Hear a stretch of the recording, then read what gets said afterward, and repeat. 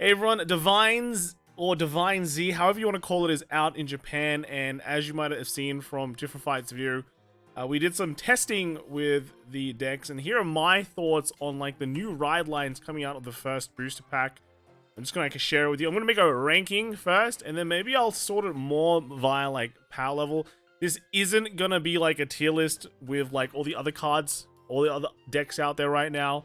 Obviously, if you're playing in Japan, then the Wide/Shonui is automatically the best decks. But this will be kind of like a ranking on what is good from this set and like why, right? Because this is just what I've been testing. So there's not going to be any other quick start decks, even though they got some support, or any of the old decks like Green and things like that, even though they got support. It's only going to be purely the new stuff. So first off, let's talk about the best deck. So this is currently Varga. I'm going to rank it 1. I think you're not surprised, right? If you've been seeing all the hype. This is just a very strong, solid deck. All of the pieces in the deck kind of just work very well without each other, right? All the cards can work without needing other cards.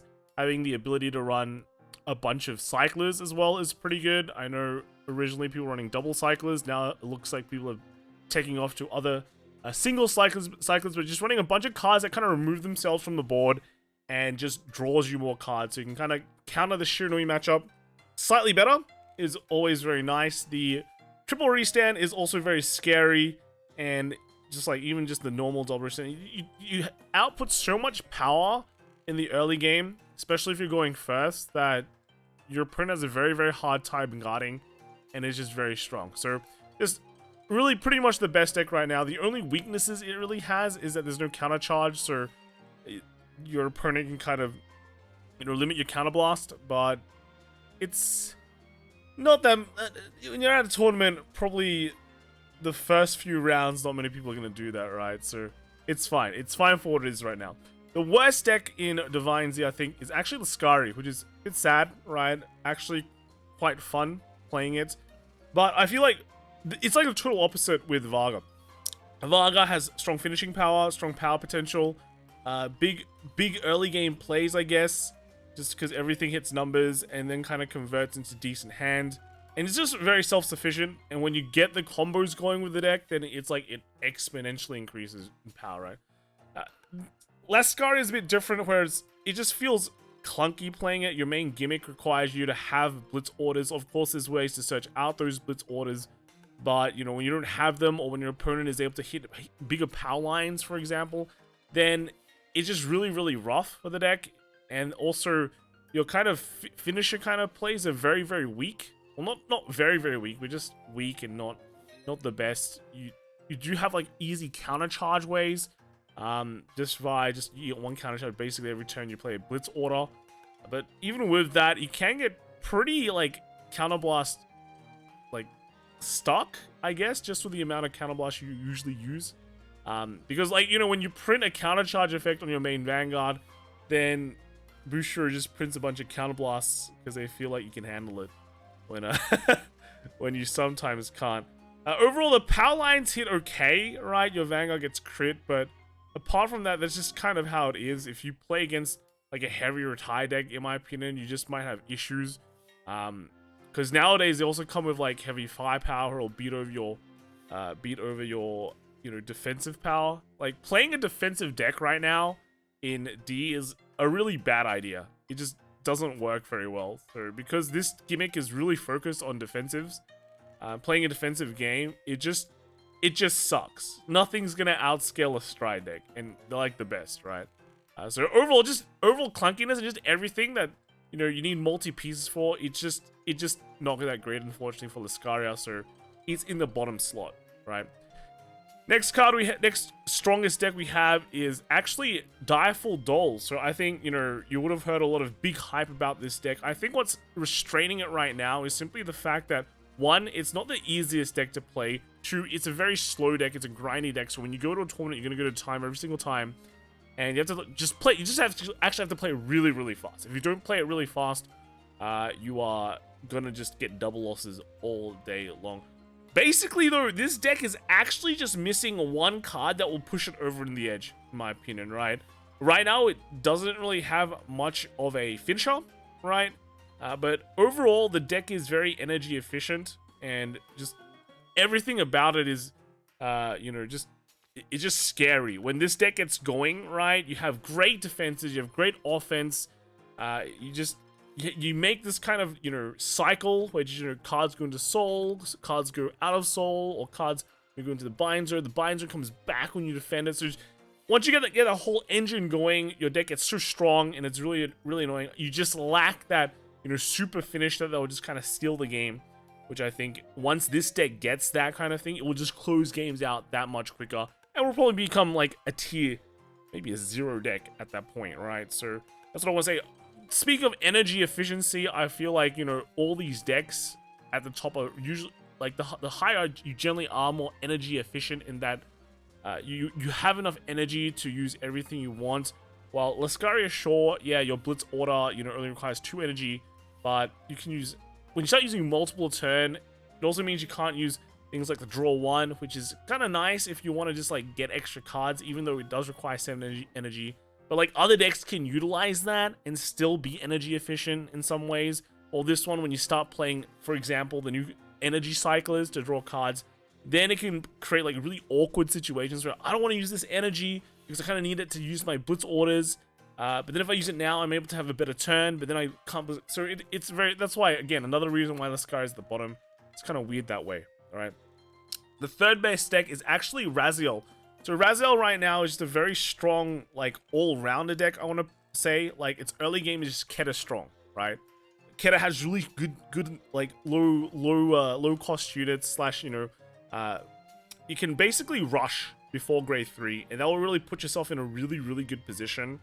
And then Raziel himself is just got a pretty good skill. I think the main skill when it comes to Raziel that you have to learn with him is when to pop off his divine skill, right? So it's very tempting to, like, go to a low deck count, because your entire deck is usually just built around filtering through your deck very, very quickly while getting advantage. Like, when you play this deck, your hand is actually really, really insane, right? But a lot of this deck just kind of, you just have to know when to use the divine skill to put all the crits back, right? Because you're very tempted to, again, go down to very low deck counts, put all those crits back, and like, whoa, triple drive, this is going to be like a triple crit, and it's going to be great. But sometimes your opponent can, like, survive that and you lose. Or maybe, like, the correct way to use this divine skill is actually doing it just like that one turn before the critical mass, because then you'll have a good deck count.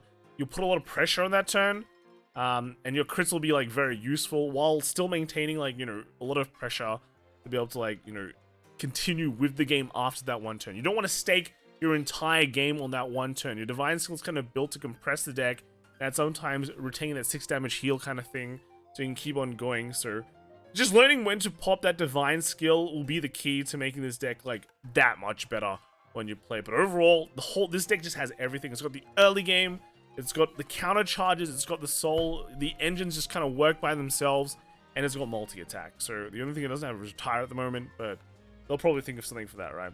So that kind of sits us back down onto the last 2. So I think this is probably not going to be that much a surprise, and that is Welstra is probably the 4th best deck, and Christrain is probably the 5th best deck. If I had to rank it like this, one, Welstra is kind of just does the same thing as before. If it can just snowball and get out of control. It has a satellite now, so just depending on the situation, if your opponent's not on 5 damage, you use the satellite. If your opponent is on 5 damage, you can do in the traditional 5 attack way, and still pull it off. So that's fine. And Christrain is also in 5th spot, simply because I actually don't think the deck is that bad. I actually think Christrain is pretty good. Learning how to use Christrain will probably just give you dividends. Your hand size is just massive. You don't have any energy issues. You can actually build this deck kind of just like a normal deck and just have, like, your critical triggers and your PGs all, like, different name, because you need multiple copies of, well, you need to be different cards to be able to satisfy its effects, right? Different name cards to satisfy effects. So you just build, like, a normal grade 1 and 2 deck in that space, you'll usually hit that required number. Overall, the crit is very scary, and in a way, it's similar to Welstra, that both these decks are heavily reliant on the one card. Welstra is reliant on Freiheits. If you don't draw that, your deck just sucks. And then Christrain is kind of reliant on the grade 1 booster that just forces your opponent to call 3 different grades if they don't call a Sentinel. But if you don't draw her, it's not exactly the end of the world, since Christrain just hits really big with critical, so you can kind of just force out a lot of guard there anyway, or just force out PGs. But this is kind of how I would rank them in terms of, like, like best. If I had to like rank them in one per line, right? 1, 2, 3, 4, 5. In actuality, I feel like the decks are kind of more in line like this, where Lascaria is like probably here like 5. These two are kind of the same, right? I found that Chris Rain kind of really suffers when you start getting when stuff gets retired, but then again, you still have ways to kind of recover that engine, so it's not as bad as you might think.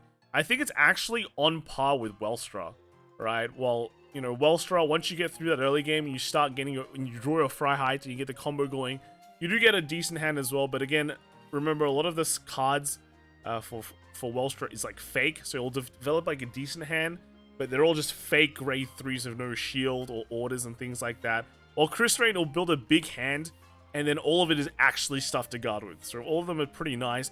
One weakness with Chris Rain is you don't really have a counter charger right now, but you don't really use that much counterblast anyway, unless you need to use like the grade 2, that like counterblast 1, energy blast 3.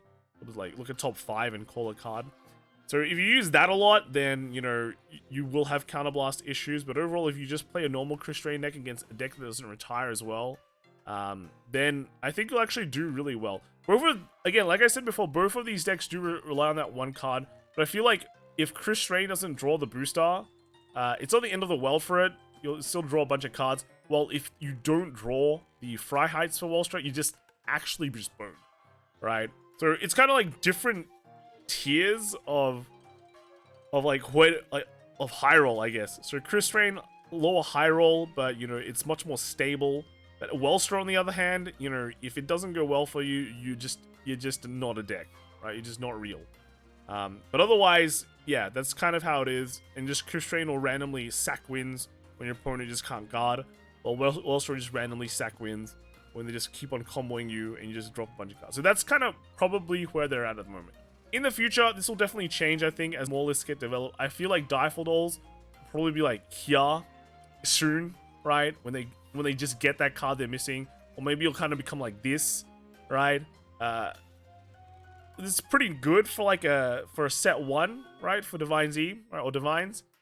It's like these four like divine skill cards will definitely get like way more support, so I can easily see them becoming way strong. I feel like Kettle will move up later as well, just because it's just such a strong early game deck, like a strong all-rounder deck, I want to say, right? Strong early games from beginning game, all that is just very, very good. So I feel like, you know, in the future, it'll probably look something like this, and then unfortunately Lascaria, I still feel is like not that great anyway, just because it's clunky. Maybe they'll release a PR that will just kind of fix it all, right? They'll release a new Blitz order that's just insane, and then you run 4 of that, and life is great, right?